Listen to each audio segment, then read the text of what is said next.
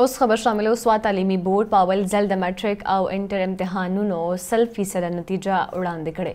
بورډ انتظامیه وینا ده چې کرونا وایرس د وجې امتحانونه پاتې شوي د کم حکومت فارمولې تر سوري لاندې د نتیجو اعلان شوی دی.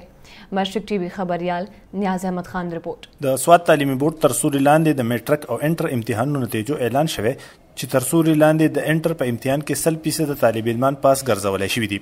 د تعلیمي بورډ تر سوري لاندې د سوات، بونیر او شنګلې تر 500,000 نه زیات طالب علمانو نتیجې مخې ته راغلي.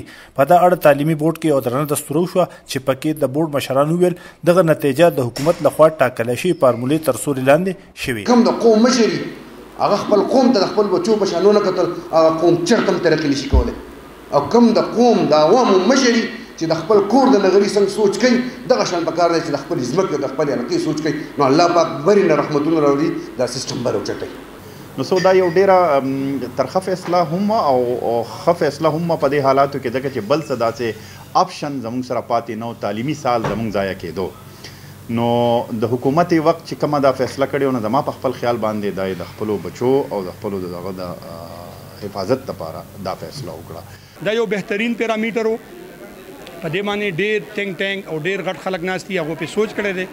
او زه خپلو کم چې زمونږ پوزیشن هولډر ماشومان دي او کم چې هسې عام ماشومان دي تا ریزلټ وکړو 100% دی، نو ټولو مبارکي ورکوم. دستوره کې د 10 او 12 جماعت زده کوونکو ته تعریفي اسناد او یادګاري شیلډونه ورکړل شول.